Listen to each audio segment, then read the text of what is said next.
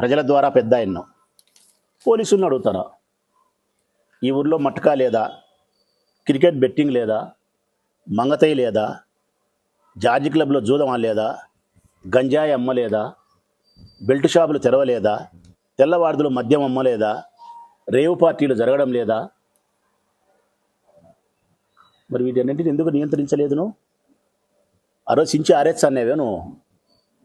ఈ అసాంఘిక కార్యకలాపాలకు అడ్డా సెకండ్ బొంబాయి అని పేరు పిలుస్తున్నారు, ఇది అంత దీనికి అడ్డా అయిపోయింది అన్నారు. ఇప్పుడు నేను అడుగుతా ఉన్నా వరదరాజిరెడ్డి గారిని, ఆ పెద్దోని చిన్నోన్ని,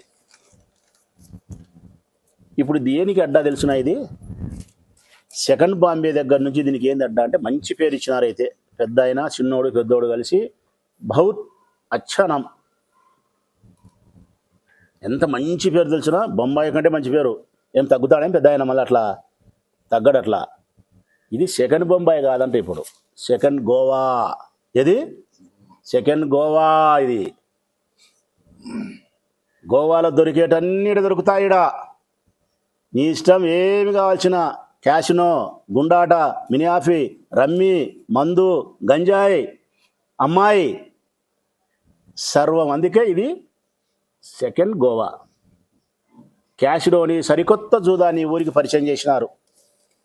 సరికొత్త జూదాన్ని బస్సులు పెట్టి, విమానాలు పెట్టి, టిక్కెట్లు పెట్టి గోవాకు తీసుకుపోయి, సావుకారి పిల్లలను తీసుకుపోయి ఆడ మీరు క్యాషినోలో కూర్చోబెట్టి రకరకాల జూదాలు ఆడిపించి, మందు దాపి, వ్యభిచారం చేయించి, వాళ్ళను గుండు కొట్టించి ఇంటికి పంపిస్తున్నారు.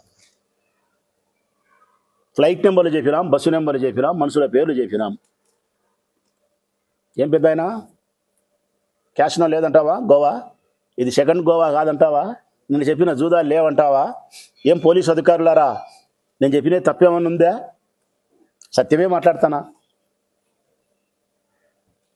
ఇప్పటికే భూములు ఆక్రమించే దాంట్లోనూ, భూములను, మంచి భూములను చెరువు భూములుగా ఆర్డీఓలు చెప్పి ఆపించి 5 కోట్లు 6 కోట్లు లంచం కొండారెడ్డి తీసుకోవడంలోనూ, ఇప్పుడు మళ్ళా భూముల ఆక్రమణకు అది ఒక పక్క జరుగుతుంది. అది రేపమన్నాడు ప్రెస్ మీట్ పెడతా.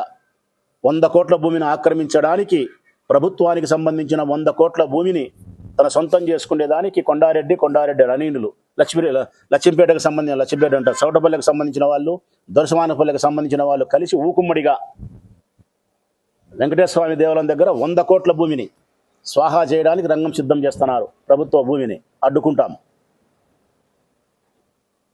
ఎన్ని భూములు ఆక్రమించాలని అన్ని భూములు ఆక్రమించడానికి డేగ కోడి పిల్ల కోసం ఆకాశంలో నుంచి తిరుగుతా చూసా టప్పని వేసుకపోతుంది కళ్ళసందున. అట్లా వెతుకుతున్నారు నీ మనుషులు భూములు, ఏడాడ ప్రభుత్వానికి సంబంధించిన బంజరుంది అని ఆక్రమించడానికి. నీ కొడుకు ఈ పాపర పనులన్నీ నీ కొడుకు చేర్చే నువ్వు అసెంబ్లీలో కూర్చొని నీతివంతమైన మాటలు మాట్లాడతావా? నీ కొడుకుని ఇంట్లో చేస్తాడని సత్యం నీకు తెలియదా? నీకు తెలియకుండా నీ కొడుకు ఎన్ని చేస్తాడా? నీకు తెలియకుండానే పోలీసులు నీ కొడుకు మాట వింటారా? నీ కొడుకు నువ్వు కలిసి కూడబలుక్కొని ఈ ఊరిని అసాంఘిక కార్యకలాపాలకు అడ్డా చేసి నీ మనుషులు సంపాదించుకునేదానికి, తద్వారా ఎలక్షన్లప్పుడు లక్షలు నీకు సందాలు ఇచ్చేదానికి, రేపు కౌన్సిల్ ఎలక్షన్లు ఇచ్చే ఓడోడు కోటి రూపాయలు పెట్టి గెలిచడానికి నువ్వు సహకరించి పోలీసులను నీ అధికార బలం చేత ఊరకుండమని చెప్పి, మరి ఆ రోజు నన్నేం మాట్లాడినారు? మరి దీనికి ఏం సమాధానం చెప్తారు మీరు? చెప్పాలా? ప్రెస్ ముందుకు రావాలా? ప్రెస్ ముందుకు సమాధానం వచ్చి మట్టగా లేదని చెప్పు, నేను చూపిస్తా. మంగతాయి లేదని చెప్పు, చూపిస్తా. జార్జి క్లబ్ చూపిమంటే చూపిస్తా. బెల్ట్ షాపు లేదంటే చూపిస్తా. మద్యం తెల్లవార్డు లేదంటే అన్ని నువ్వు లేదని చెప్పితే ప్రెస్ ముందుకు వచ్చి రోజుకోటి ఎవిడెన్స్ చూపిస్తా. ఎవిడెన్స్ చూపించకపోతే తో అని ఎంగిలి ముయ్యండి. రోజుకోటి చూపిస్తా నీకు. ఇది ప్రజలారా, మన ప్రొద్దుటూరు నియోజకవర్గంలో అధికార పార్టీ ఎమ్మెల్యే వారి మనుషులు గతంలో చేసిన దుష్ప్రచారము, దాని తాలూకు ఈరోజు ప్రొద్దుటూరులో జరుగుతున్న అసాంఘిక కార్యకలాపాల పర్యవేక్షణాలు, ఈ ఊరు ప్రజలు ఎంత నాశనమవుతాండేది, వీళ్ళ వలన పోలీసులు నిమ్మకుండా మిన్నుకుండిపోవడము, ఇది అంతా.